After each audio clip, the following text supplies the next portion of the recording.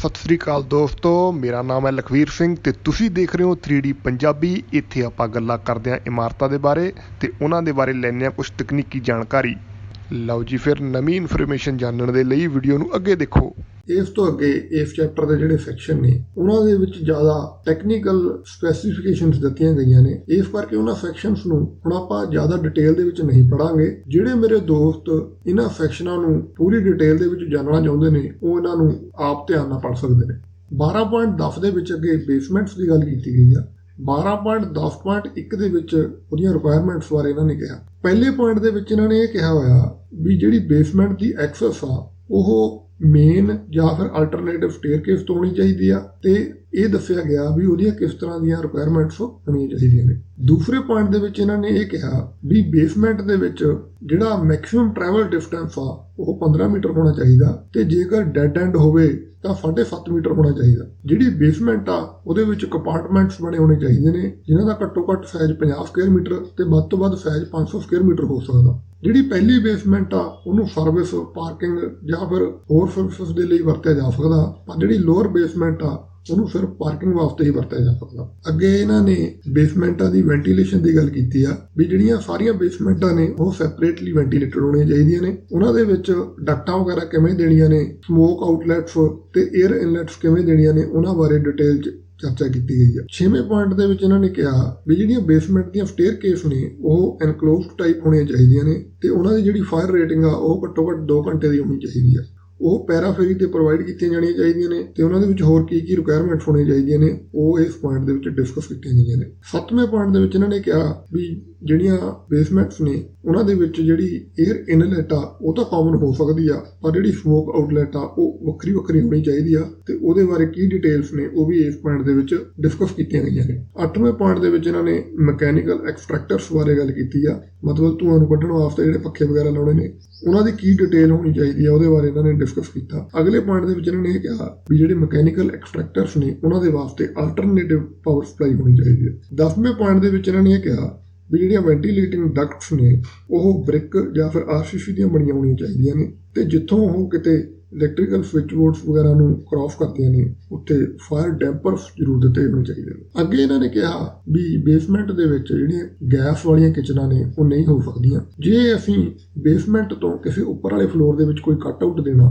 ਤਾਂ ਉਹ ਕੱਟ ਆਊਟ ਦੀ ਹਰੇਕ ਸਾਈਡ ਦੇ ਉੱਤੇ ਸਪ੍ਰਿੰਕਲਰ ਹੈਡ ਦੇਣੇ ਚਾਹੀਦੇ ਨੇ ਤਾਂ ਕਿ ਅੱਗ ਲੱਗਣ ਦੇ ਸਮੇਂ ਉੱਥੇ ਇੱਕ ਪਾਣੀ ਦੀ ਦੀਵਾਰ ਬਣ ਜਾਵੇ, ਪਾਣੀ ਦਾ ਕਰਟਨ ਬਣ ਜਾਵੇ। ਲਾਸਟ ਪੁਆਇੰਟ ਦੇ ਵਿੱਚ ਇਹਨਾਂ ਨੇ ਕਿਹਾ ਵੀ ਬੇਸਮੈਂਟ ਦੇ ਵਿੱਚ ਡੀ ਵਾਟਰਿੰਗ ਪੰਪ ਵੀ ਪ੍ਰੋਵਾਈਡ ਕਰਨਾ ਚਾਹੀਦਾ ਹੈ। 12.11 ਦੇ ਵਿੱਚ ਇਹਨਾਂ ਨੇ ਪ੍ਰੋਵੀਜ਼ਨ ਆਫ ਹੈਲੀਪੈਡ ਦੀ ਗੱਲ ਕੀਤੀ ਆ।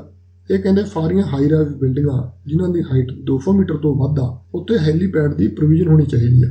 12.12 ਦੇ ਵਿੱਚ ਇਹਨਾਂ ਨੇ ਸਰਵਿਸ ਡਕਟ ਤੇ ਰਿਫਿਊਜ਼ ਸ਼ੂਟਸ ਦੀ ਗੱਲ ਕੀਤੀ ਆ। ਇਹਦੇ ਵਿੱਚ ਇਹਨਾਂ ਨੇ ਕਿਹਾ ਵੀ ਜਿਹੜੀਆਂ ਸਰਵਿਸ ਡਕਟਸ ਨੇ ਉਹ 2 ਘੰਟੇ ਫਾਇਰ ਰੇਟਿੰਗ ਦੀਆਂ ਹੋਣੀਆਂ ਚਾਹੀਦੀਆਂ ਨੇ ਤੇ ਜੇ ਉਹ 10 ਸਕੁਅਰ ਮੀਟਰ ਤੋਂ ਵੱਡੀਆਂ ਹੋਣ ਤਾਂ ਉਹਨਾਂ ਦੇ ਵਿੱਚ ਫਲੋਰ ਪਾਏ ਹੋਣੇ ਚਾਹੀਦੇ ਨੇ ਤੇ ਜਿਹੜੇ ਪਾਈਪ ਵਗੈਰਾ ਨੇ ਉਹਨਾਂ ਨੂੰ ਕੱਟ ਆਊਟਸ ਦੇ ਵਿੱਚ ਹੀ ਕੱਢ ਕੇ ਆਲੇ ਦੁਆਲੇ ਨੂੰ ਸੀਲ ਕੀਤਾ ਹੋਣਾ ਚਾਹੀਦਾ। 20 ਦੇ ਵਿੱਚ ਇਹਨਾਂ ਨੇ ਜਿਹੜੀਆਂ ਸਰਵਿਸ ਡਕਟਸ ਨੇ ਉਹਨਾਂ ਦੇ ਉੱਪਰ ਜਿਹੜੀ ਵੈਂਟ ਵਗੈਰਾ ਦੇਣੀ ਆ ਉਹਦੇ ਬਾਰੇ ਡਿਸਕਸ ਕੀਤਾ ਹੋਇਆ ਤੇ ਸੀ ਦੇ ਵਿੱਚ ਇਹਨਾਂ ਨੇ ਇਹ ਕਿਹਾ ਕਿ ਜਿਹੜੀਆਂ ਰਿਫਿਊਜ਼ ਸ਼ੂਟਸ ਨੇ ਉਹ ਸਟੇਅਰ ਵੈਲ ਜਾਂ ਫਿਰ AC ਡਕਟਸ ਦੇ ਵਿੱਚ ਨਹੀਂ ਦੇਣੀਆਂ ਚਾਹੀਦੀਆਂ।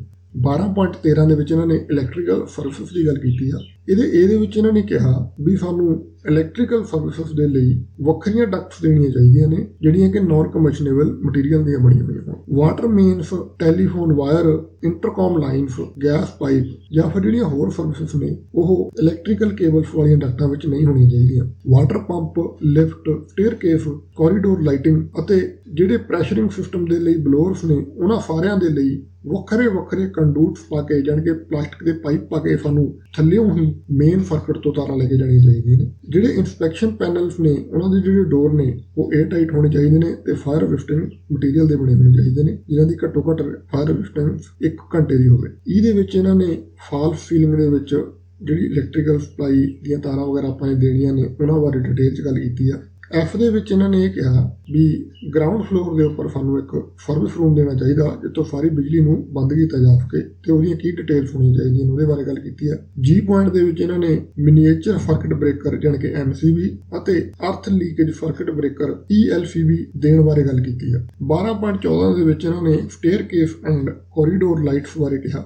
ਇਹਦੇ ਵਿੱਚ ਇਹਨਾਂ ਨੇ ਪਹਿਲਾਂ ਇਹ ਕਿਹਾ ਹੋਇਆ ਵੀ ਜਿਹੜੀ ਸਟੇਅਰਕੇਸ ਅਤੇ ਕੋਰੀਡੋਰਸ ਨੇ ਉਹਨਾਂ ਦੀ ਜਿਹੜੀ ਲਾਈਟਿੰਗ ਆ ਉਹਦੇ ਵਾਸਤੇ ਸੈਪਰੇਟ ਸਰਕਟ ਬਣਿਆ ਹੋਣਾ ਚਾਹੀਦਾ ਤੇ ਜਿਹੜੀ ਉਹਦੀ ਸੁੱਚਾ ਗਰਾਊਂਡ ਫਲੋਰ ਤੇ ਇਸ ਤਰ੍ਹਾਂ ਨਾਲ ਲੱਗੀ ਹੋਣੀ ਚਾਹੀਦੀ ਆ ਤਾਂ ਕਿ ਜਿਹੜਾ ਫਾਇਰ ਫਾਈਟਰ ਵਾਲਾ ਬੰਦਾ ਆ ਉਹ ਬੜੀ ਆਸਾਨੀ ਦੇ ਨਾਲ ਉਹਨੂੰ ਉੱਥੋਂ ਜਾ ਕੇ ਆਪਰੇਟ ਕਰ ਸਕੇ। ਜਿਹੜੀ ਸੁੱਚਾ ਉਹ MCB ਟਾਈਪ ਹੋਣੀ ਚਾਹੀਦੀ ਆ ਤਾਂ ਕਿ ਉਹਨਾਂ ਨੂੰ ਫਿਊਜ਼ ਵਗੈਰਾ ਨਾ ਬਦਲਣਾ ਪਵੇ। ਅੱਗੇ ਇਹਨਾਂ ਨੇ ਇਹ ਪੁਆਇੰਟ ਬਣਾ ਕੇ ਲਿਖਿਆ ਵੀ ਸਟੇਅਰਕੇਸ ਅਤੇ ਕੋਰੀਡੋਰ ਦੀ ਲਾਈਟਿੰਗ ਨੂੰ alternative source of power supply ਹੋਣਾ ਚਾਹੀਦਾ। B ਪੁਆਇੰਟ ਦੇ ਵਿੱਚ ਇਹਨਾਂ ਨੇ ਕਿਹਾ ਕਿ ਡਬਲ ਥਰੋ ਸਵਿਚ ਪ੍ਰੋਵਾਈਡ ਕਰਨੀ ਚਾਹੀਦੀ ਆ ਤਾਂ ਕਿ ਜਿਹੜੀ ਇਹ ਲਾਈਟਿੰਗ ਆ ਇਹ ਇੱਕ ਸਮੇਂ ਤੇ ਦੋ ਬਿਜਲੀ ਦੇ ਸੋਰਸਾਂ ਦੇ ਨਾਲ ਕਨੈਕਟ ਨਾ ਹੋਵੇ। C ਦੇ ਵਿੱਚ ਇਹਨਾਂ ਨੇ ਕਿਹਾ ਵੀ ਐਮਰਜੈਂਸੀ ਲਾਈਟਿੰਗ ਵੀ ਇੱਥੇ ਪ੍ਰੋਵਾਈਡ ਕਰਨੀ ਚਾਹੀਦੀ ਆ ਕੋਰੀਡੋਰਸ ਅਤੇ ਸਟੇਅਰਸ ਦੇ ਵਿੱਚ। 12.15 ਦੇ ਵਿੱਚ ਇਹਨਾਂ ਨੇ 에ਅਰ ਕੰਡੀਸ਼ਨਿੰਗ ਦੀ ਗੱਲ ਕੀਤੀ ਆ। ਇਹਦੇ A ਪੁਆਇੰਟ ਦੇ ਵਿੱਚ ਇਹਨਾਂ ਨੇ ਕਿਹਾ ਵੀ ਜਿਹੜਾ 에ਅਰ ਕੰਡੀਸ਼ਨਿੰਗ ਸਿਸਟਮ ਆ ਉਹ ਇਸ ਤਰ੍ਹਾਂ ਨਾਲ ਇੰਸਟਾਲ ਕੀਤਾ ਜਾਣਾ ਚਾਹੀਦਾ ਤੇ ਮੇਨਟੇਨ ਕੀਤਾ ਜਾਣਾ ਚਾਹੀਦਾ ਤਾਂ ਕਿ ਇਹ ਜਿਹੜੀ ਅੱਗ ਆ, ਧੂਆਂ ਤੇ ਜਿਹੜੇ ਉਹਦੇ ਮੁਸ਼ਕ ਨੇ ਉਹਨਾਂ ਦੇ ਅੱਗੇ ਫੈਲਣ ਦਾ ਜਿਹੜਾ ਖਤਰਾ ਆ ਉਹਨੂੰ ਘੱਟ ਤੋਂ ਘੱਟ ਕਰ ਸਕੇ। B ਪੁਆਇੰਟ ਦੇ ਵਿੱਚ ਇਹਨਾਂ ਨੇ ਕਿਹਾ ਵੀ ਜਿਹੜਾ 에ਅਰ ਕੰਡੀਸ਼ਨਿੰਗ ਸਿਸਟਮ ਆ ਜਿਹੜਾ ਕਿ ਇੱਕ ਤੋਂ ਵੱਧ ਫਲੋਰਾਂ ਨੂੰ ਸਰਵ ਕਰ ਰਿਹਾ ਉਹਨਾਂ ਦੇ ਵਿੱਚ ਡੈਂਪਰਸ ਲੱਗੇ ਹੋਣੇ ਚਾਹੀਦੇ ਨੇ ਤਾਂ ਕਿ ਉਹ ਫਾਇਰ ਅਤੇ ਸਮੋਕ ਨੂੰ ਫੈਲਣ ਤੋਂ ਬਚਾ ਸਕਣ। ਜੇ ਅੱਗ ਲੱਗ ਜਵੇ ਤਾਂ ਜਿਹੜੇ ਇਹਨਾਂ ਦੇ ਪੱਖੇ ਨੇ ਉਹ ਆਟੋਮੈਟਿਕ ਬੰਦ ਹੋ ਜਾਣੇ ਚਾਹੀਦੇ ਨੇ, ਪਰ ਜੇ ਉਹ ਪੱਖੇ ਧੂਏ ਨੂੰ ਬਾਹਰ ਕੱਢਣ ਵਾਸਤੇ ਬਣੇ ਹੋਏ ਨੇ ਫਿਰ ਨਹੀਂ ਬੰਦ ਹੋਣੇ ਚਾਹੀਦੇ। C ਪੁਆਇੰਟ ਦੇ ਵਿੱਚ ਇਹਨਾਂ ਨੇ ਕਿਹਾ ਵੀ ਜਿਵੇਂ ਕੋਈ ਲਾਰਜ ਅਸੈਂਬਲੀ ਪਲੇਸਸ ਨੇ, ਡਿਪਾਰਟਮੈਂਟਲ ਸਟੋਰ ਨੇ ਜਾਂ ਫਿਰ 100 ਕਮਰਿਆਂ ਤੋਂ ਵੱਧ ਦੇ ਹੋਸਟਲ ਵਗੈਰਾ ਨੇ, ਉੱਥੇ ਕਿਹੋ ਜਿਹਾ ਸਿਸਟਮ ਅਪਲਾਈ ਹੋਣਾ ਚਾਹੀਦਾ ਵੀ ਜੇ ਬਾਈ ਚਾਂਸ ਕਿਸੇ ਤਰੀਕੇ ਦੇ ਨਾਲ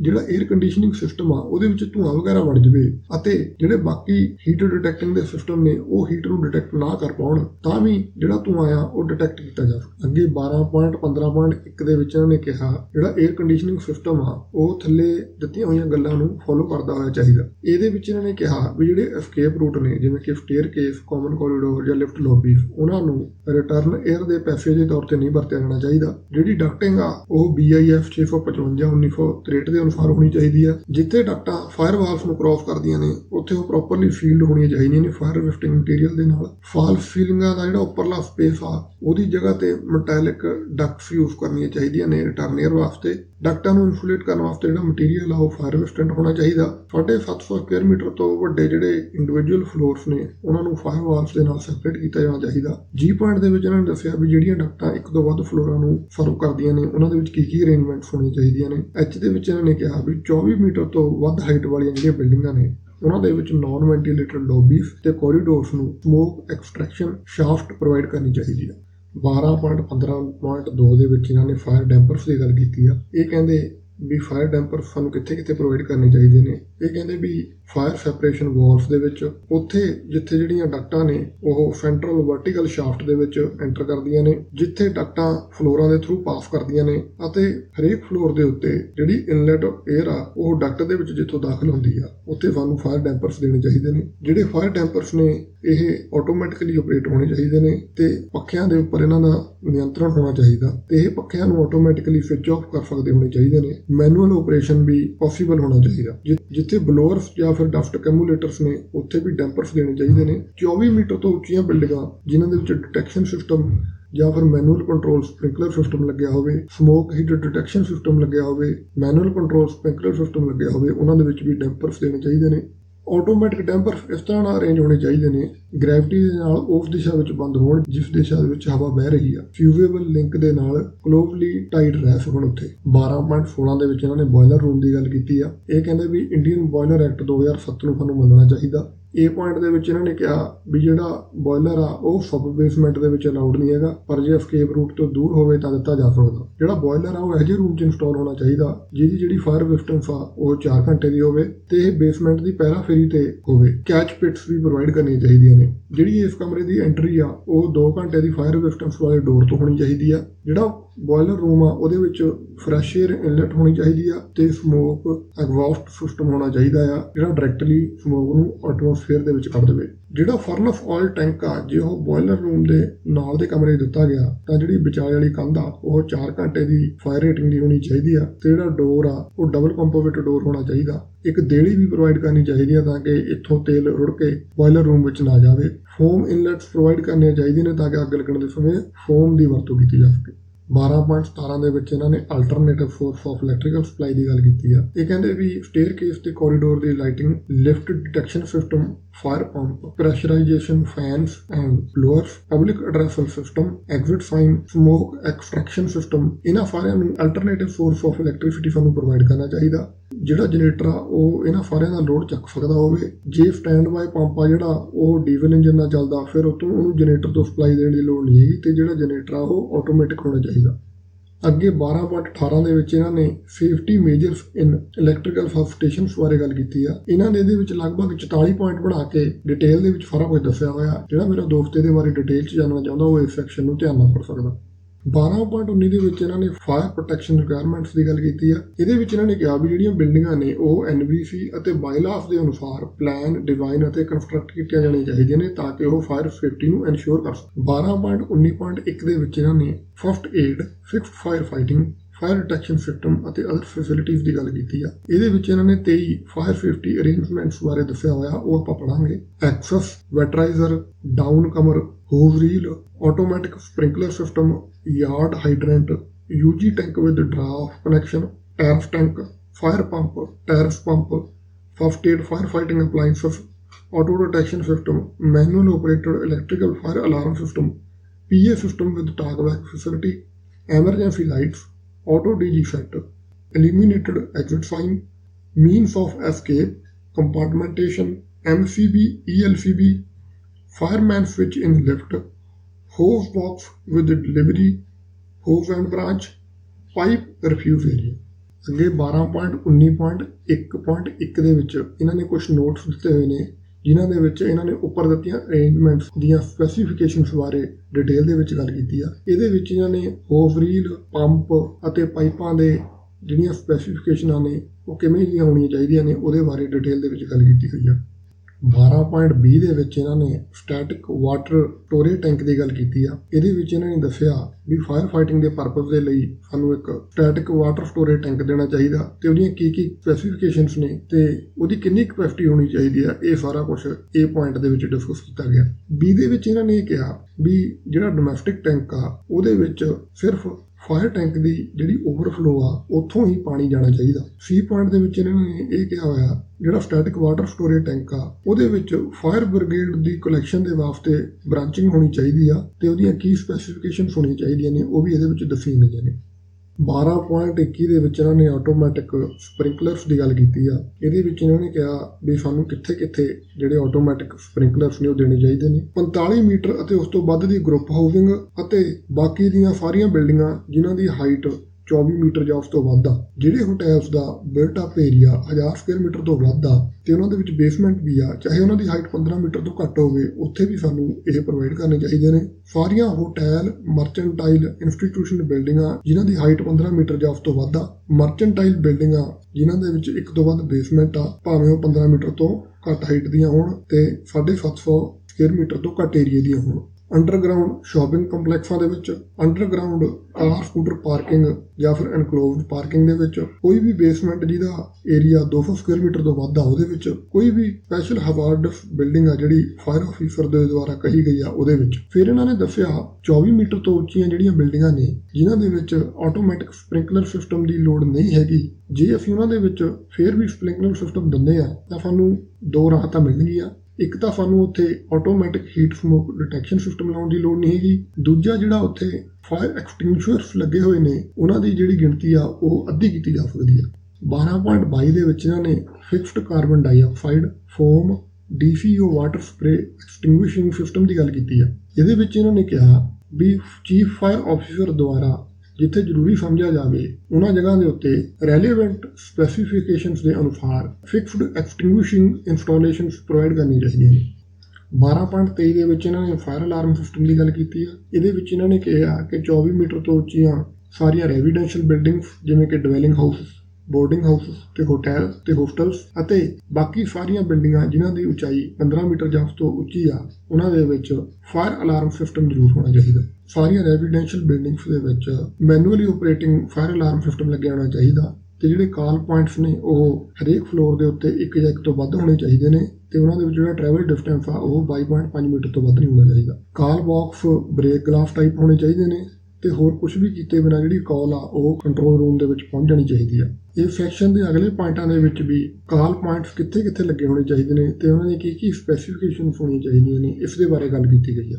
12.24 ਦੇ ਵਿੱਚ ਇਹਨਾਂ ਨੇ ਕੰਟਰੋਲ ਰੂਮ ਦੀ ਗੱਲ ਕੀਤੀ ਆ ਤੇ ਕਹਿੰਦੇ ਐਂਟਰੈਂਸ ਫਲੋਰ ਲੈਵਲ ਦੇ ਉੱਪਰ ਇੱਕ ਕੰਟਰੋਲ ਰੂਮ ਨੂੰ ਬਣਾਉਣਾ ਚਾਹੀਦਾ ਉੱਥੋਂ ਸਾਰੇ ਫਲੋਰਾਂ ਦੇ ਉੱਤੇ ਗੱਲ ਕੀਤੀ ਜਾ ਸਕੇ ਤੇ ਸਾਰੇ ਫਲੋਰਾਂ ਤੋਂ ਉੱਥੇ ਗੱਲ ਸੁਣੀ ਜਾ ਸਕੇ। ਜੇ ਕਿਸੇ ਫਲੋਰ ਤੇ ਅੱਗ ਲੱਗ ਜਾਂਦੀ ਆ ਤਾਂ ਇੰਡੀਕੇਟਰ ਡਿਟੈਕਸ਼ਨ ਦੇ ਨਾਲ ਇੱਥੇ ਪਤਾ ਲੱਗ ਸਕੇ। ਜਿਹੜਾ ਇੱਥੇ ਦਾ ਸਟਾਫ ਇੰਚਾਰਜ ਆ ਉਹ ਸਾਰੇ ਫਾਇਰ ਫਾਈਟਿੰਗ ਜਿਹੜੇ ਇੰਸਟਾਲੇਸ਼ਨਸ ਨੇ ਉਹਨਾਂ ਦੀ ਮੇਨਟੇਨੈਂਸ ਵਾਸਤੇ ਰਿਸਪੌਂਸੀਬਲ ਹੋਣਾ ਚਾਹੀਦਾ ਤੇ ਉਹਨੂੰ ਜਿਹੜਾ ਕੰਟਰੋਲ ਰੂਮ ਆ ਉਹ ਟ੍ਰੇਨਡ ਫਾਇਰ ਫਾਈਟਿੰਗ ਸਟਾਫ ਦੁਆਰਾ ਮੈਂਡੇਡ ਹੋਣਾ ਚਾਹੀਦਾ। 12.25 ਦੇ ਵਿੱਚ ਫਾਇਰ ਡਰਿਲਸ ਅਤੇ ਫਾਇਰ ਆਰਡਰਸ ਬਾਰੇ ਗੱਲ ਕੀਤੀ ਆ। ਇਹਨਾਂ ਨੇ ਕਿਹਾ ਵੀ ਜਿਹੜੀਆਂ ਫਾਇਰ ਡਰਿਲ ਤੇ ਇਵੈਕੂਏਸ਼ਨ ਵਗੈਰਾ ਆ ਉਹਦੀਆਂ ਜਿਹੜੀਆਂ ਗਾਈਡਲਾਈਨਸ ਨੇ ਉਹ ਸਾਨੂੰ NBC ਦੇ ਵਿੱਚੋਂ ਪੜ੍ਹਨੀਆਂ ਚਾਹੀਦੀਆਂ ਨੇ ਅਤੇ ਥੱਲੇ ਲਿਖੀਆਂ ਬਿਲਡਿੰਗਾਂ ਦੇ ਵਿੱਚ ਟ੍ਰੇਨਡ ਸਟਾਫ ਅਪਾਇੰਟ ਕੀਤਾ ਜਾਣਾ ਚਾਹੀਦਾ।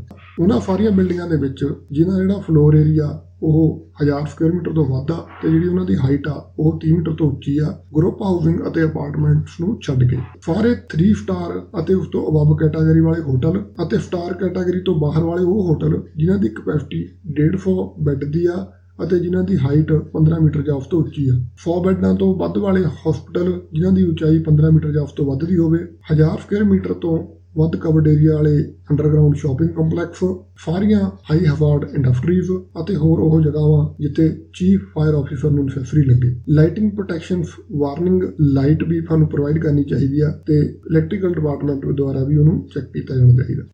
12.26 ਦੇ ਵਿੱਚ ਇਹਨਾਂ ਨੇ material used for the construction of building ਦੀ ਗੱਲ ਕੀਤੀ ਆ। ਇਹਨਾਂ ਨੇ ਕਿਹਾ ਵੀ ਕੰਬਸ਼ਨੇਬਲ ਜਾਂ ਫਿਰ ਫਲੇਮੇਬਲ ਮਟੀਰੀਅਲ ਨਹੀਂ ਵਰਤਣੇ ਚਾਹੀਦੇ, ਐਜ ਮਟੀਰੀਅਲ ਨਹੀਂ ਵਰਤਣੇ ਚਾਹੀਦੇ ਜਿਹੜੇ ਜਲਣ ਦੇ ਉੱਪਰ ਜ਼ਹਿਰੀਲਾ ਧੂੰਆਂ ਛੱਡਣ। ਫਾਲ ਸੀਲਿੰਗ ਦੇ ਵਿੱਚ ਵੁਡਨ ਫਰੇਮਵਰਕ ਨਹੀਂ ਵਰਤਣਾ ਚਾਹੀਦਾ। 20 ਪੁਆਇੰਟ ਦੇ ਵਿੱਚ ਇਹਨਾਂ ਨੇ ਕਿਹਾ ਵੀ ਜਿਹੜੇ ਸਟਰਕਚਰਲ ਐਲੀਮੈਂਟਸ ਨੇ ਉਹ NBC ਅਤੇ BIS ਕੋਡ ਦੇ ਅਕੋਰਡਿੰਗ ਹੋਣੇ ਚਾਹੀਦੇ ਨੇ।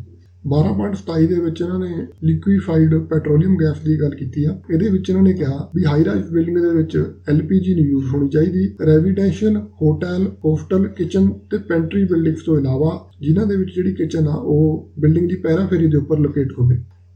12.28 ਦੇ ਵਿੱਚ ਇਹਨਾਂ ਨੇ ਹਾਊਸ ਕੀਪਿੰਗ ਦੀ ਗੱਲ ਕੀਤੀ ਆ। ਇਹ ਕਹਿੰਦੇ ਵੀ ਵਧੀਆ ਕੁਆਲਿਟੀ ਦੀ ਜਿਹੜੀ ਹਾਊਸ ਕੀਪਿੰਗ ਆ ਉਹ ਸਾਨੂੰ ਮੇਨਟੇਨ ਕਰਨੀ ਚਾਹੀਦੀ ਆ, ਇਹਦੇ ਨਾਲ ਸਾਨੂੰ ਫਾਇਰ ਸੇਫਟੀ ਦੇ ਵਿੱਚ ਮਦਦ ਮਿਲਦੀ ਆ।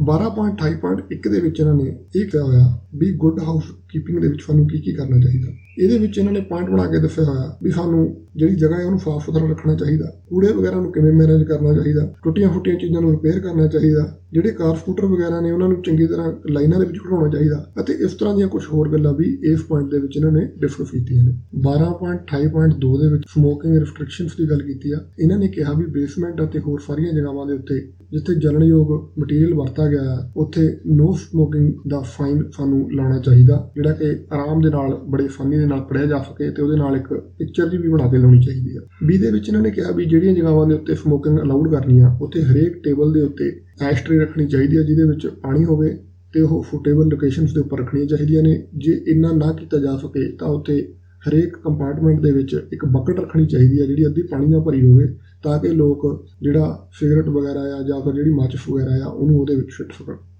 12.28.3 ਦੇ ਵਿੱਚ ਇਹਨਾਂ ਨੇ ਲਿਮਟਿੰਗ ਦਾ occupant load in parking and other areas of basement ਦੀ ਗੱਲ ਕੀਤੀ ਆ। ਇਹਦੇ ਵਿੱਚ ਇਹਨਾਂ ਨੇ ਦੱਸਿਆ ਹੋਇਆ ਵੀ ਜਿੱਥੇ ਬੇਸਮੈਂਟਸ ਦੇ ਵਿੱਚ ਪਾਰਕਿੰਗ ਦੀ ਫੈਸਿਲਿਟੀ ਦਿੱਤੀ ਗਈ ਆ ਉੱਥੇ ਅਟੈਂਡੈਂਟ ਤੋਂ ਬਿਨਾਂ ਜਾਂ ਫਿਰ ਜਿਹੜੇ ਲੋਕ ਗੱਡੀ ਕੱਢਣ ਗਏ ਨੇ ਜਾਂ ਖੜਾਉਣ ਗਏ ਨੇ ਉਹਨਾਂ ਤੋਂ ਇਲਾਵਾ ਹੋਰ ਲੋਕ ਨਾ ਤੁਰੇ ਫਿਰਨ। ਰੈਗੂਲਰ ਆਫਿਸਿਸ ਵਗੈਰਾ ਉੱਥੇ ਬਣਾਉਣੇ ਨਹੀਂ ਚਾਹੀਦੇ। ਜਿਹੜੇ ਸਟੋਰਸ ਜਾਂ ਫਿਰ ਗੋਡਾਊਨਸ ਵਗੈਰਾ ਨੇ ਉਹ ਲਿਮਟਿਡ ਸਮੇਂ ਲਈ ਖੋਲ੍ਹਣੇ ਚਾਹੀਦੇ ਨੇ ਅਤੇ ਜਿਹੜੇ ਕੋਈ ਸਪੈਸ਼ਲ ਰੂਮ ਨੇ ਜਿਵੇਂ ਕਿ ਪਲਾਂਟ ਰੂਮ ਜਾਂ ਫਿਰ HTLD ਰੂਮ ਵਗੈਰਾ ਨੇ ਉਹਨਾਂ ਦੇ ਵਿੱਚ ਸਪੈਸ਼ਲ ਪਰਸਨ ਨੇ ਜਿਹੜੇ ਡਿਊਟੀ ਵਾਲੇ ਸਿਰਫ ਉਹੀ ਜਾਣੇ ਚਾਹੀਦੇ ਨੇ। 12.29 ਦੇ ਵਿੱਚ ਇਹਨਾਂ ਨੇ ਫਾਇਰ ਪ੍ਰੀਵੈਂਸ਼ਨ ਬਾਰੇ ਗੱਲ ਕੀਤੀ ਆ। ਇਹ ਕਹਿੰਦੇ ਵੀ ਉੱਪਰ ਜਿੰਨੇ ਵੀ ਪੁਆਇੰਟ ਦਿੱਤੇ ਹੋਏ ਨੇ ਇਹਨਾਂ ਤੋਂ ਇਲਾਵਾ ਸਾਨੂੰ ਕੁਝ ਇਸ ਤਰ੍ਹਾਂ ਦੇ ਕਦਮ ਵੀ ਚੁੱਕਣੇ ਚਾਹੀਦੇ ਨੇ ਜਿਨ੍ਹਾਂ ਦੇ ਨਾਲ ਅੱਗ ਲੱਗਣ ਤੋਂ ਪਹਿਲਾਂ ਹੀ ਉਸ ਨੂੰ ਬਚਾਇਆ ਜਾ ਸਕੇ। ਇਹ ਪੁਆਇੰਟ ਦੇ ਵਿੱਚ ਇਹਨਾਂ ਨੇ ਕਿਹਾ ਵੀ ਜਿਹੜੇ ਫਲੇਮੇਬਲ ਸਬਸਟੈਂਸਸ ਨੇ ਜਿਵੇਂ ਕਿ diesel oil, gasoline, motor oil ਜਿਹੜੀਆਂ ਇਹੋ ਜਿਹੀਆਂ ਚੀਜ਼ਾਂ ਨੇ ਇਹਨਾਂ ਨੂੰ ਬਿਲਡਿੰਗ ਦੇ ਵਿੱਚ ਨਹੀਂ ਰੱਖਣਾ ਚਾਹੀਦਾ। ਜੇ ਇਹਨਾਂ ਨੂੰ ਰੱਖਣਾ ਆ ਤਾਂ ਥੱਲੇ ਵਾਲੇ ਰੂਲ ਫੋਲੋ ਕਰਨੇ ਚਾਹੀਦੇ ਨੇ। ਜੇ ਡੀਜ਼ਲ ਵਗੈਰਾ ਨੂੰ ਅਸੀਂ ਸਟੋਰ ਕਰਨਾ ਤਾਂ ਜਨਰੇਟਰ ਰੂਮ ਦੇ ਵਿੱਚ ਇੱਕ ਫਾਇਰ ਰੈਸਿਸਟਿੰਗ ਕੰਪਾਰਟਮੈਂਟ ਹੋਣੀ ਚਾਹੀਦੀ ਆ, ਉਹਦੇ ਵਿੱਚ ਪ੍ਰੋਪਰ ਇੱਕ ਟੈਂਕਰ ਇੰਸਟਾਲ ਹੋਣਾ ਚਾਹੀਦਾ, ਉੱਥੇ ਸਾਨੂੰ ਇਹ ਰੱਖਣਾ ਚਾਹੀਦਾ। ਡੀਜ਼ਲ ਆਇਲ, ਗੈਸੋਲੀਨ ਜਾਂ ਫਿਰ ਮੋਟਰ ਆਇਲ ਆ ਜਿਹੜਾ ਉਹ ਵਹੀਕਲ ਟੈਂਕਸ ਦੇ ਵਿੱਚ ਹੀ ਪਿਆ ਹੋਣਾ ਚਾਹੀਦਾ। 20 ਦੇ ਵਿੱਚ ਇਹਨਾਂ ਨੇ ਕਿਹਾ ਵੀ ਚਾਹ ਬਣਾਉਣਾ ਅਤੇ ਖਾਣੇ ਨੂੰ ਗਰਮ ਕਰਨਾ ਅਲਾਉਡ ਨਹੀਂ ਹੋਣਾ ਚਾਹੀਦਾ ਬਿਲਡਿੰਗ ਦੇ ਵਿੱਚ। ਜੇ ਹੀਟਰ ਵਰਤਣੇ ਨੇ ਤਾਂ ਥੱਲੇ ਵਾਲੇ ਪੁਆਇੰਟਾਂ ਦਾ ਧਿਆਨ ਰੱਖਣਾ ਚਾਹੀਦਾ। ਕਨਵੈਕਟਰ ਹੀਟਰਸ ਤੋਂ ਬਿਨਾਂ ਜਿਹੜੇ ਬਾਕੀ ਹੀਟਰਸ ਨੇ ਉਹਨਾਂ ਦੇ ਮੂਹਰੇ ਗਾਰਡਸ ਲੱਗੇ ਹੋਣੇ ਚਾਹੀਦੇ ਨੇ। ਜਿਹੜੇ ਹੀਟਰ ਨੇ ਉਹ ਕੰਬਸ਼ਨੇਬਲ ਮਟੀਰੀਅਲ ਦੇ ਕੰਟੈਕਟ ਜਾਂ ਉਹਨਾਂ ਦੇ ਨੇੜੇ ਨਹੀਂ ਹੋਣੇ ਚਾਹੀਦੇ, ਇਹ ਪਰਦਿਆਂ ਤੋਂ ਦੂਰ ਹੋਣੇ ਚਾਹੀਦੇ ਨੇ। ਹੀਟਰਾਂ ਨੂੰ ਚੱਲਦੇ ਛੱਡ ਕੇ ਇੱਧਰ ਉੱਧਰ ਨਹੀਂ ਜਾਣਾ ਚਾਹੀਦਾ। ਖਰਾਬ ਹੋਏ ਹੀਟਰਾਂ ਨੂੰ ਜਲਦੀ ਤੋਂ ਜਲਦੀ ਰਿਪਲੇਸ ਕਰ ਦੇਣਾ ਚਾਹੀਦਾ। ਬੇਸਮੈਂਟ ਦੇ ਵਿੱਚ, ਫਾਇਰ ਕੰਟਰੋਲ ਰੂਮ ਦੇ ਵਿੱਚ ਤੇ ਵੈਦਰ ਮਾਰਕਰ ਜਿਹੜੇ ਰੂਮਸ ਨੇ ਉਹਨਾਂ ਦੇ ਵਿੱਚ ਹੀਟਰ ਦੀ ਮਨਾਹੀ ਹੋਣੀ ਚਾਹੀਦੀ ਹੈ।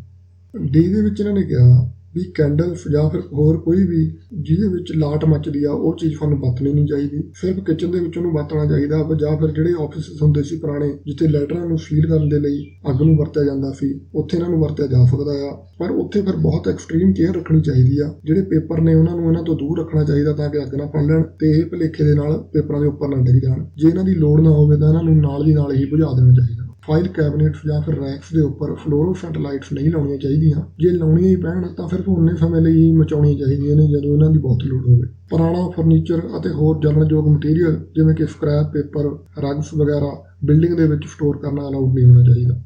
ਜਿਹੜੀ ਇੱਕ ਸਿੰਗਲ ਇਲੈਕਟ੍ਰੀਕਲ ਆਊਟਲੈਟ ਆ ਉਹਦੇ ਵਿੱਚ ਸਿਰਫ ਇੱਕ ਹੀ ਅਪਲਾਈਐਂਸਸ ਲੱਗੀ ਹੋਣੀ ਚਾਹੀਦੀ ਆ। ਐ ਨਹੀਂ ਹੈਗਾ ਵੀ ਆਪਾਂ ਉੱਥੇ 3 ਪਲੱਗ ਲਾ ਕੇ 5-4 ਚੀਜ਼ਾਂ ਉਹਦੇ ਵਿੱਚ ਫਸਾਈ ਰੱਖੀਏ। ਜਿਹੜੀ ਜਗ੍ਹਾ ਦੇ ਉੱਪਰ ਸਾਈਕਲੋ ਸਟਾਈਲਿੰਗ ਕੀਤੀ ਜਾਂਦੀ ਆ ਉਹਨਾਂ ਜਗ੍ਹਾਵਾਂ ਦੇ ਉੱਪਰ ਵਰਤੇ ਹੋਏ ਸਟੈਂਸਿਲਸ, ਇੰਕ ਸਮੀਅਰਡ ਕੰਬਸ਼ਨੇਬਲ ਮਟੀਰੀਅਲ ਜਾਂ ਫਿਰ ਖਾਲੀ ਇੰਕ ਦੀਆਂ ਜਿਹੜੀਆਂ ਬੋਤਲਾਂ ਨੇ ਉਹ ਜਮ੍ਹਾਂ ਨਹੀਂ ਕਰਨੀਆਂ ਚਾਹੀਦੀਆਂ। ਉਹਨਾਂ ਨੂੰ ਜਲਦੀ ਤੋਂ ਜਲਦੀ ਉੱਥੋਂ ਰਿਮੂਵ ਕਰ ਦੇਣਾ ਚਾਹੀਦਾ। ਕਿ ਇਲੈਕਟ੍ਰੀਕਲ ਕੇਬਲਸ ਲਈ ਬਣੀਆਂ ਹੋਈਆਂ ਸ਼ਾਫਟਾਂ ਅਤੇ ਸਵਿੱਚ ਪੈਨਲਸ ਦੇ ਜਿਹੜੇ ਡੋਰ ਨੇ ਉਹ ਲੌਕ ਕਰਕੇ ਰੱਖਣੇ ਚਾਹੀਦੇ ਨੇ। ਰਿਕਾਰਡ ਰੂਮ ਦੇ ਵਿੱਚ ਜਿਹੜੀਆਂ ਏਵਲਸ ਨੇ ਉਹ 1 ਮੀਟਰ ਵਿਡਥ ਦੀਆਂ ਹੋਣੀਆਂ ਚਾਹੀਦੀਆਂ ਨੇ। ਜਿਹੜੇ ਰੈਕ ਵਗੈਰਾ ਨੇ ਉਹ ਕੰਧ ਜਾਂ ਪਾਰਟੀਸ਼ਨ ਦੇ ਨਾਲ ਡਾਇਰੈਕਟਲੀ ਨਹੀਂ ਟੱਚ ਹੋਣੇ ਚਾਹੀਦੇ। ਰਿਕਾਰਡ ਰੂਮ, ਸਟੋਰਸ ਅਤੇ ਆਫਿਸਿਸ ਦੇ ਵਿੱਚ ਜੇ ਸਾਡੇ ਕੋਈ ਰੈਕ ਲੱਗੇ ਹੋਏ ਨੇ ਤੇ ਉਹਨਾਂ ਦੇ ਉੱਪਰ ਅਸੀਂ ਕੋਈ ਸਮਾਨ ਰੱਖਿਆ ਹੋਇਆ ਤਾਂ ਉਹ ਸਮਾਨ ਘੱਟੋ ਘੱਟ ਜਿਹੜਾ ਕੋਈ ਉੱਥੇ ਇਲੈਕਟ੍ਰੀਕਲ ਫਿਟਿੰਗ ਲੱਗੀ ਹੋਈ ਆ ਉਹ ਤੋਂ 30 ਸੈਂਟੀਮੀਟਰ ਦੂਰ ਹੋਣਾ ਚਾਹੀਦਾ। ਐਵੇਂ ਹੀ ਜਿਹੜੇ ਫਾਇਰ ਡਿਟੈਕਟਰਸ ਨੇ ਉਹ ਵੀ 30 ਸੈਂਟੀਮੀਟਰ ਦੂਰ ਹੋਣੇ ਚਾਹੀਦੇ ਨੇ ਇਹਨਾਂ ਚੀਜ਼ਾਂ ਤੋਂ ਤੇ ਉਹਨਾਂ ਦੇ ਉੱਪਰ ਰੰਗ ਵਗੈਰਾ ਨਹੀਂ ਕਰਨਾ ਚਾਹੀਦਾ ਸਾਨੂੰ। ਜਿਹੜੇ ਰਿਕਾਰਡਸ ਵਗੈਰਾ ਨੇ ਉਹਨਾਂ ਦਾ ਫਰਸ਼ ਦੇ ਉੱਪਰ ਢੇਰ ਨਹੀਂ ਲਾਉਣਾ ਚਾਹੀਦਾ। ਵੈਲਡਿੰਗ ਜਾਂ ਫਿਰ ਬਲੋ ਟਾਰਚ ਆ ਉਹਦੀ ਜਿਹੜੀ ਵਰਤੋਂ ਆ ਉਹ ਬਿਲਡਿੰਗ ਦੇ ਅੰਦਰ ਅਲਾਉਡ ਨਹੀਂ ਹੋਣੀ ਚਾਹੀਦੀ। ਜੇ ਉਹ ਅਲਾਉ ਕਰਨੀ ਆ ਤਾਂ ਸਟ੍ਰਿਕਟ ਸੁਪਰਵਿਜ਼ਨ ਦੇ ਵਿੱਚ ਹੋਣੀ ਚਾਹੀਦੀ ਆ ਅਤੇ IS 3016/1966 ਦੇ ਵਿੱਚ ਜਿਹੜੀਆਂ ਪ੍ਰੋਵੀਜ਼ਨਸ ਦਿੱਤੀਆਂ ਹੋਈਆਂ ਨੇ ਉਹਨਾਂ ਨੂੰ ਮੰਨ ਕੇ ਸਾਨੂੰ ਇਹ ਕਰਨੀ ਚਾਹੀਦੀ ਆ। ਲਾਸਟ ਦੇ ਵਿੱਚ ਇਹਨਾਂ ਨੇ ਲਿਖਿਆ ਵੀ ਜਿਹੜੀ ਪ੍ਰਿੰਟਿੰਗ ਇੰਕ ਆ ਉਹ ਫਰਸ਼ ਦੇ ਉੱਪਰ ਨਹੀਂ ਡੁੱਲੀ ਹੋਣੀ ਚਾਹੀਦੀ ਤੇ ਜਿਹੜਾ ਫਰਸ਼ ਆ ਉਹ ਹਰ ਵਕਤ ਕਲੀਨ ਹੋਣਾ ਚਾਹੀਦਾ। 12.30 ਦੇ ਵਿੱਚ ਇਹਨਾਂ ਨੇ ਆਕੂਪੈਂਸੀ ਰਿਸਟ੍ਰਿਕਸ਼ਨਸ ਦੀ ਗੱਲ ਕੀਤੀ ਆ। ਇਹਦੇ ਵਿੱਚ ਇਹਨਾਂ ਨੇ ਕਿਹਾ ਜਿਹੜੀਆਂ ਲੀਵਡ ਪ੍ਰੈਮਿਸਿਸ ਨੇ ਉਹਨਾਂ ਨੂੰ ਸਿਰਫ ਉਸੇ ਕੰਮ ਲਈ ਵਰਤਿਆ ਜਾਣਾ ਚਾਹੀਦਾ ਜਿਹੜੇ ਕੰਮ ਲਈ ਉਹਨਾਂ ਨੂੰ ਲੀਵ ਤੇ ਦਿੱਤਾ ਗਿਆ ਹੈ। ਲੀਵਡ ਪ੍ਰੈਮਿਸਿਸ ਦੇ ਵਿੱਚ ਕੋਈ ਵੀ ਡੇਂਜਰਸ ਟ੍ਰੇਡ ਜਾਂ ਫਿਰ ਪ੍ਰੈਕਟਿਸ ਅਲਾਉ ਨਹੀਂ ਕਰਨੀ ਚਾਹੀਦੀ, ਜਿਵੇਂ ਕਿ ਕੈਮੀਕਲਾਂ ਦੇ ਨਾਲ ਐਕਸਪੈਰੀਮੈਂਟ ਕਰਨਾ। ਕੋਈ ਵੀ ਡੇਂਜਰਸ ਗੁੱਡਸ ਨੇ ਜਿਹੜੇ ਉਹ ਲੀਵਡ ਪ੍ਰੈਮਿਸਿਸ ਦੇ ਵਿੱਚ ਸਟੋਰ ਨਹੀਂ ਕੀਤੇ ਜਾਣੇ ਚਾਹੀਦੇ। ਜਿਹੜੇ ਕਾਮਨ ਜਾਂ ਪਬਲਿਕ ਕੋਰੀਡੋਰ ਨੇ ਉਹ ਹਮੇਸ਼ਾ ਫ੍ਰੀ ਆਫ ਆਬਸਟੀਕਲਸ ਹੋਣੇ ਚਾਹੀਦੇ ਨੇ, ਮਤਲਬ ਉਹਨਾਂ ਵਿੱਚ ਕੋਈ ਰੁਕਾਵਟ ਨਹੀਂ ਹੋਣੀ ਚਾਹੀਦੀ। ਉੱਥੇ ਕੋਈ ਵੀ ਫਰਨੀਚਰ ਵਗੈਰਾ ਨਹੀਂ ਰੱਖਣਾ ਚਾਹੀਦਾ। ਜੇ ਉੱਪਰ ਵਾਲੀਆਂ ਗੱਲਾਂ ਨੂੰ ਜਿਹੜੇ ਲੀਵੀ ਨੇ ਉਹ ਨਹੀਂ ਮੰਨਦੇ ਨਾਲ ਦੀ ਨਾਲ ਹੀ ਜਿਹੜੀ ਲੀਵ ਆ ਉਹਨੂੰ ਟਰਮੀਨੇਟ ਕਰ ਦੇਣਾ ਚਾਹੀਦਾ ਤੇ ਜਿਹੜਾ ਆਫੈਂਡਿੰਗ ਮਟੀਰੀਅਲ ਆ ਉਹਨੂੰ ਉੱਥੋਂ ਕੱਢ ਦੇਣਾ ਚਾਹੀਦਾ। ਉੱਪਰ ਵਾਲੀਆਂ ਗੱਲਾਂ ਨੂੰ ਮੇਨਟੇਨ ਕਰਨ ਵਾਸਤੇ ਰੈਗੂਲਰ ਇਨਸਪੈਕਸ਼ਨ ਕਰਨੀ ਚਾਹੀਦੀ ਆ। ਦੋਸਤੋ ਲਾਸਟ ਦੇ ਵਿੱਚ ਇਹਨਾਂ ਨੇ ਇੱਕ ਨੋਟ ਦੇ ਕੇ ਇਹ ਕਿਹਾ ਹੋਇਆ ਵੀ ਜੇ ਤੁਸੀਂ ਹੋਰ ਜ਼ਿਆਦਾ ਡਿਟੇਲ ਪੜ੍ਹਨਾ ਚਾਹੁੰਦੇ ਹੋ ਤਾਂ NBC ਨੂੰ ਪੜ੍ਹ ਸਕਦੇ ਹੋ ਅਤੇ ਜੇ ਕੋਈ NBC ਦੇ ਵਿੱਚ ਤੇ ਇੱਥੇ ਵਾਲੀਆਂ ਲਿਖੀਆਂ ਗੱਲਾਂ ਦੇ ਵਿੱਚ ਕੋਈ ਵੇਰੀਏਸ਼ਨ ਆ ਤਾਂ NBC ਦੇ ਵਿੱਚ ਲਿਖੀ ਹੋਈ ਗੱਲ ਨੂੰ ਮੁੱਖ ਮੰਨਿਆ ਜਾਊਗਾ। ਇਸ ਦੇ ਨਾਲ ਸਾਡਾ ਜਿਹੜਾ ਚੈਪਟਰ ਆ ਫਾਇਰ ਫਾਈਟਿੰਗ ਵਾਲਾ ਇਹ ਸਮਾਪਤ ਹੁੰਦਾ। ਲਓ ਵੀ ਦੋਸਤੋ, ਜੇ ਤੁਹਾਨੂੰ ਇਹ ਵੀਡੀਓ ਵਧੀਆ ਲੱਗੀ ਆ ਤਾਂ ਫਿਰ ਕਰ ਦਿਓ ਇਹਨੂੰ ਲਾਈਕ, ਨਾਲੇ ਸ਼ੇਅਰ ਕਰ ਲਓ ਆਪਣੇ ਦੋਸਤਾਂ ਮਿੱਤਰਾਂ ਨਾਲ, ਨਾਲੇ ਮੇਰੇ ਚੈਨਲ ਨੂੰ ਸਬਸਕ੍ਰਾਈਬ ਕਰ ਲਓ ਤਾਂ ਕਿ ਆਪਾਂ ਅੱਗੇ ਵੀ ਇਸ ਤਰ੍ਹਾਂ ਦੀਆਂ ਇਮਾਰਤਾਂ ਦੇ ਨਾਲ ਸੰਬੰਧਿਤ ਕੋਈ ਤਕਨੀਕੀ ਗੱਲਾਂ ਕਰ ਸਕੀਏ ਪੰਜਾਬੀ ਦੇ ਵਿੱਚ। ਇੱਕ ਵਾਰ ਫਿਰ ਤੋਂ ਸਾਰਿਆਂ ਨੂੰ ਸਤਿ ਸ੍ਰੀ ਅਕਾਲ ਤੇ ਜੈ ਹਿੰਦ।